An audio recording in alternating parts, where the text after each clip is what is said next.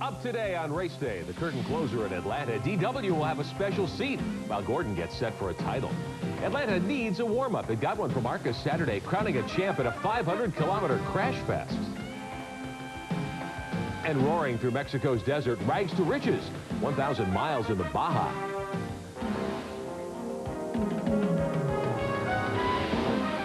It's Race Day, Sunday, November the 12th, 1995. Well, good morning. Welcome to Race Day. I'm Rick Benjamin. As Jeff Gordon gets set to storm Atlanta, we'll go up on two wheels and hear from maybe the decisive force in the IndyCar war, the big money sponsors this morning. But we open this race day down in Georgia. After 30 races, it's come to this. A 24-year-old Californian by way of Indiana only has to lead a lap or watch one car drop out to count the $2 million Winston Cup crown his today. Jeff Gordon starts 8th at Atlanta. His only threat for the title, fell the name of Earnhardt, you might have heard of, goes from 11th today. Race Day's Matt Yoakum is live at Atlanta Motor Speedway to cover the NASCAR season finale for us. Matt, what's the situation down there? What's the mood among the title contenders as we get ready to go racing? Well, Rick, they're both in good spirits, both in their coaches trying to stay warm as temperatures right now are about 40, a high of today of about 51 for racing conditions. You know, you look at this, it's a thing for Dale Earnhardt. He's come in here, he's finished second or better 4 times and taken home the title. No, it's slim and none right now. You know, he's got a couple cars in the field that, you know, he's got to finish, what, 40th or better, 41st or better. So just got to go out and race, try to win the race tomorrow and work toward next year, I reckon. It's been a good year for us, though. Well, for Jeff Gordon, it's simple. Finish 41st or better or lead one lap, and he'll win the most prestigious title of his Winston Cup career, the 1995 Winston Cup Championship. It's just like every weekend.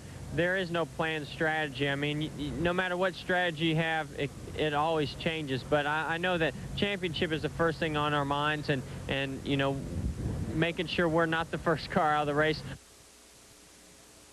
Well, you know what? It's all come down to this race, and Ray Evernham this morning, not some good news for you guys. You had to change an engine. Yeah, you know, we had a little crisis, but that's when my guys are the best. They're really good with that stuff, and it jumped up, bit us a little bit, and they got real busy and didn't have much time to be nervous, so the car's on the line and ready to go. How do you play it today? Basically, it's a virtual lock, but anything can happen. Oh, yeah, you know, we are not going to play it conservative, though. You know, we've not run as good as we'd like to the last 2 or 3 weeks, and we want to end the season running well. And, you know, I really want to think back to about 8 years ago. Well, I was under the hood of an IROC car, and I think you were cleaning lug nuts. It's been a long 8 years. It has been. Good luck today.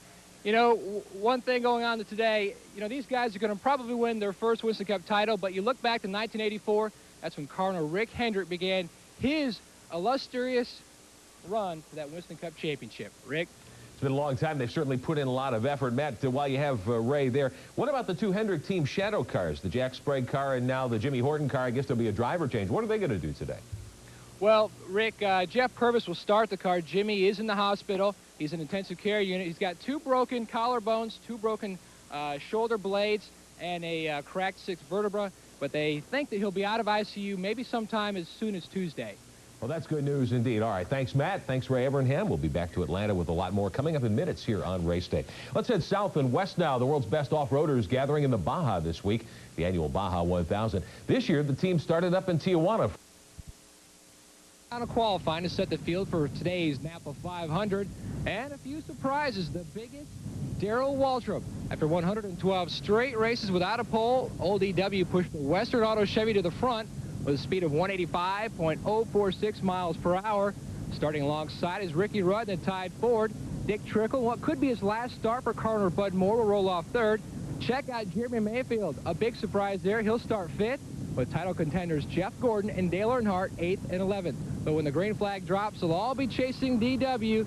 It's been 99 races since your last win. Can you keep it out front to break that streak? Well, I don't know. I told the guys, I said, now when I come around to get the green flag, remind me, I am on the pole. I'm not a lap down. So I have to go real hard today. That's our strategy, really, is to race hard and try to win this thing, to win from the pole and get that bonus money and a whole lot of other things. We came here loaded for Bear. So far, we've got the Bear. We just hope he doesn't get us before the day's over with. This team's really coming together. You've had some good runs this year. It's been a magnet, though, for bad luck. Will you break that streak today? I guess, you know, winning the pole helped. That's some encouraging news for the crew, and for the team, especially here at the last race going into the winter months, looking forward to 96. I don't know. It's just like I've said all along. We don't have to have really great luck. If we could just quit having really terrible luck, we'd be a lot further along. We want to move up a little bit in the standings, but that's going to be hard to do with everything pretty locked in. But we want to have a car that's really capable of running consistent next year. I'm a consistent driver. I want to develop a consistent team. I want to be a contender for that Winston Cup championship. You got to start up front every week to do that. You got to start up front, stay out of all the racing that goes on in the middle of the pack if you're going to be a championship contender. This is a big plus for us. Well, you know, we were talking some numerology earlier. If Darrell finishes first, he'll be the 7th driver in the last 7 races here to win. That equals 17. Hopefully that'll be in victory lane later today. Rick?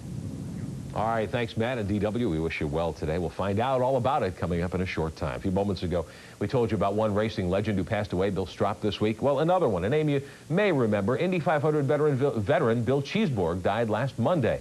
Cheeseborg raced several years at Indy, still holds the record for the most cars passed on the first lap, 18 cars. Cheeseborg was in contention to win the 500 several times, never quite had the right combination. You may not know that after retiring from championship cars, Cheeseborg headed home to Tucson, Arizona, and raced and won in late models on the local short tracks for many years, still helping out fellow racers even when cancer treatments had taken their toll. His smile never wavered. Bill Cheeseborg is survived by his wife Lee and 6 children and many, many friends in the sport. He'll be missed.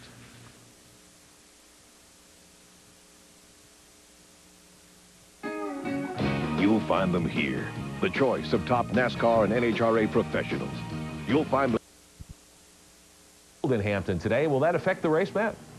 Well, I talked to, a number of crew chiefs, Ray Evernham, Steve Meal, and Andy Petrie. They all think that, as far as chassis conditions go, the cool temperatures are going to be good for the tires, and also looking at the engines. They don't expect a lot of blown engines today as well. Rick? Strategy, you've talked to several of the drivers and the crew chiefs. Is everybody just going to let it hang out today, trying to get one more win before the season ends? A lot of teams needed a win. Jeff Odine, he needs a win. Bud Moore's team with Dick Trickle, they need a win. Both searching for sponsors because they lost out on the Remington deal, which is going to go over to the Butch Mock team for next season.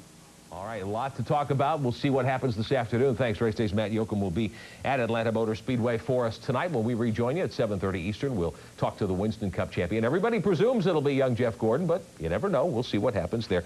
Our airtime is 7:30 Eastern tonight. We've got a lot more for you tonight as well. One major sprint car title on the line this weekend, the SCRA Championship in California. We'll have highlights. And NASCAR's Modifieds trying something completely different, maybe some road racing. Also, those 50cc motorcycles. We'll try to show them to you tonight. We're out of time on Race Day. Thanks for watching. See you here this afternoon or this evening at 7:30 Eastern. Have a fast race day. Race Day is brought to you by Mopar, Chrysler Corporation Parts, and the Chrysler